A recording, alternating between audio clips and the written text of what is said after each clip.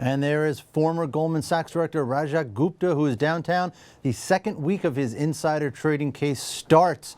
And as that second week begins, there is a big decision for the defense. The decision is, should Mr. Gupta take the stand? Good morning, everyone. Welcome to the Markets Hub. I am Paul Vigna. Hope you had a good Memorial Day weekend. We're starting off downtown Manhattan, where Michael Rothfeld is covering the case. He's with us by phone today. And Michael, explain to us the sort of logistics, not even logistics, the sort of politics behind this decision of whether or not Mr. Gupta should take the stand in his own defense.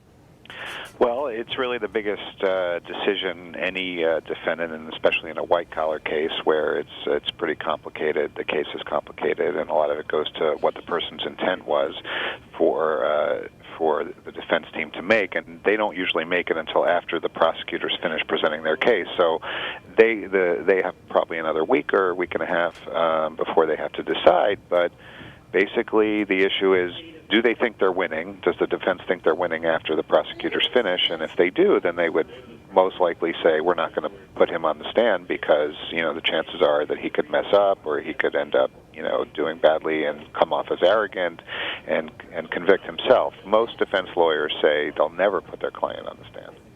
Now, Gupta is a former director at Goldman. He's a very successful man, very accomplished man. You would think he'd be able to withstand the pressure of going up on the stand in his own defense. And it seems to me that is really a big deal for the jury, to see somebody speak in their own words, in their own defense.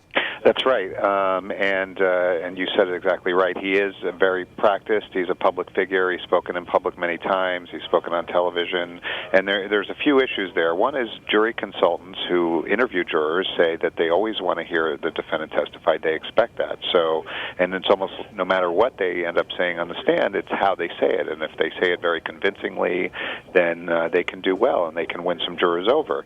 The problem for a lot of white-collar defendants is that they're so used to being in power, and they're these high-level executives, and they some of them talk down to the jury. So it's a matter of preparing yourself and being able to talk to the jury on their level and coming off as sincere.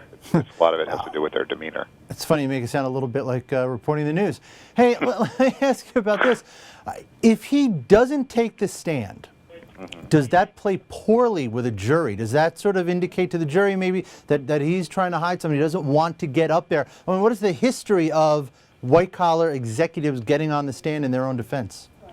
Well, it's mixed. There have been a few that have testified. Bernie Ebbers testified. Kozlowski testified for Tyco, and Mark Schwartz, CFO of Tyco, and they were all convicted. But Martha Stewart didn't testify. She was convicted of obstruction.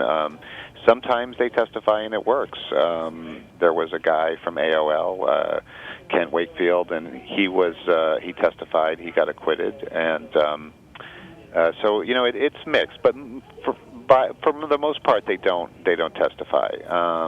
And with Gupta, there's a few complicated factors. One is that his case is very circumstantial, so the defense is trying to raise reasonable doubt. And if they put him on the stand, then that could end up sabotaging their reasonable doubt defense, because once you get on the stand, all the jury pays attention to is Gupta, and what is he saying? Do we believe him or not? So in a way, it distracts from their defense. But to your question, they're not supposed to draw any negative conclusions from the fact that he doesn't testify. The judge will tell them the defense doesn't have to put anybody on the stand, but jurors are human beings. Sometimes you really can't control what they're going to actually think and feel.